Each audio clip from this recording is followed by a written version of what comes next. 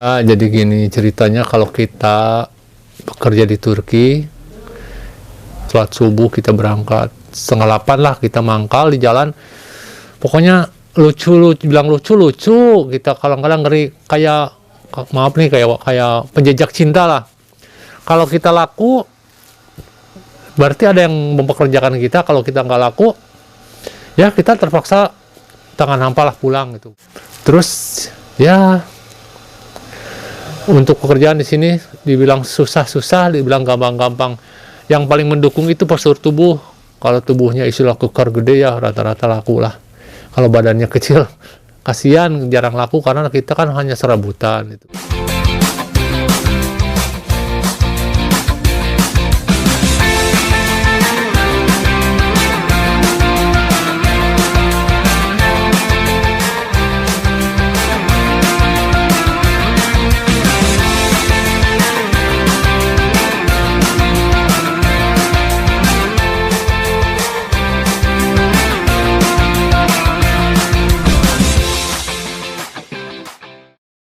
Ketemu kembali nih sama TST. Sekarang TST mau berbagi cerita nih sebagai pengalaman di lapangan untuk para kaum pria yang ingin datang ke Turki mencari pekerjaan itu seperti apa nih. Dan ini adalah pengalaman dari teman kita, bagaimana sih prosesnya untuk bisa mencari pekerjaan sendiri dengan agensi lokal tentunya. Jadi kita akan terus ngikutin keseruan dari video-video dari TST. Ya, jadi gini ceritanya, kalau kita bekerja di Turki, setelah sholat subuh kita berangkat 7:30 lah, kita mangkal di jalan. Pokoknya bilang lucu kita kadang-kadang ngeri, kayak maaf nih, kayak penjejak cinta lah.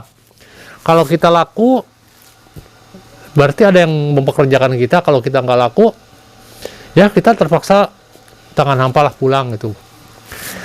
Terus ya, untuk pekerjaan di sini dibilang susah, dibilang gampang-gampang. Yang paling mendukung itu postur tubuh.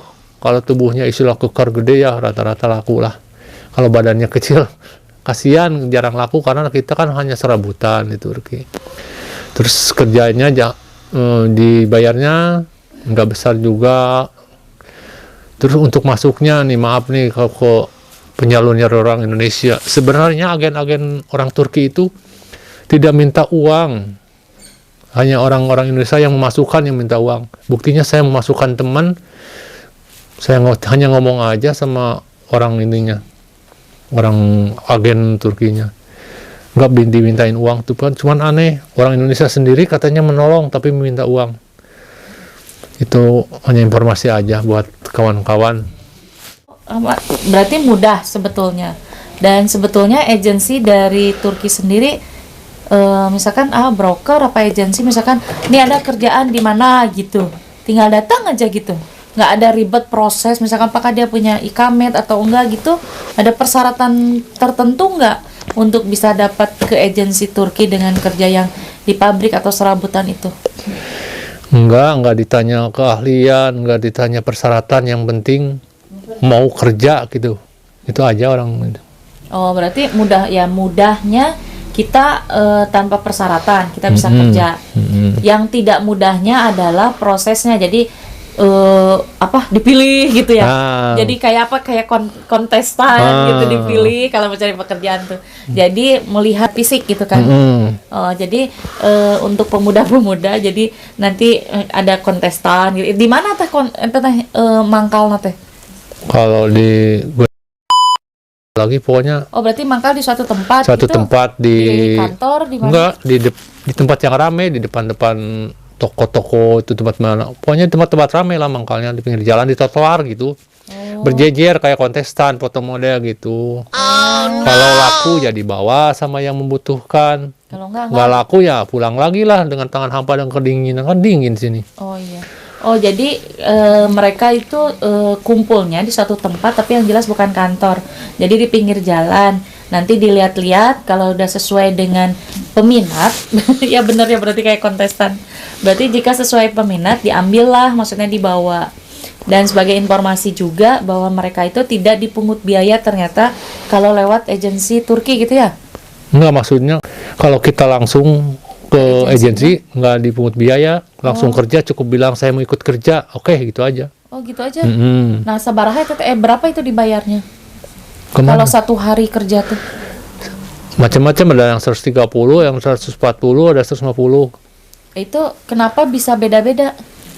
Mungkin, Apa yang membedakannya? Apakah perusahaannya atau pekerjaannya atau gimana? mungkin udah, Atau jam kerjanya? mungkin tergantung, bukan kalau jam kerja di sini 10 jam sama 10 jam. mungkin berat ringannya pekerjaan. Berat ringannya pekerjaan. Tetapi dapat makan kan pasti gitu. Makan dapat. Pokoknya pada saat kalau sudah dapat pekerjaan itu mereka aman lah gitu ibaratnya ya. Mm-mm. Berarti dimanusiakan gitu Iya, iya, ibaratnya iya. ya. Mm-mm. Oke, berarti benar. Mudah nggak mudah, mudahnya kita bisa banget mencari, tinggal cari agensi Turki, kemudian menunggu pekerjaan itu dan menunggu untuk dipilih. Jika sampai terpilih, ya bekerja normal dengan baik gitu, ibaratnya dapat uang makan, dapat istirahat. Tapi yang memang sulitnya itu adalah jika kita tidak terpilih, jadi otomatis jadi tanpa kepastian gitu kan, gitu ya, tanpa kepastian karena mudahnya itu tidak perlu dokumen apapun. Tidak ditanya keahlian, enggak, Yang penting mau kerja. mau kerja istilahnya. Jadi yang penting intinya mau kerja aja.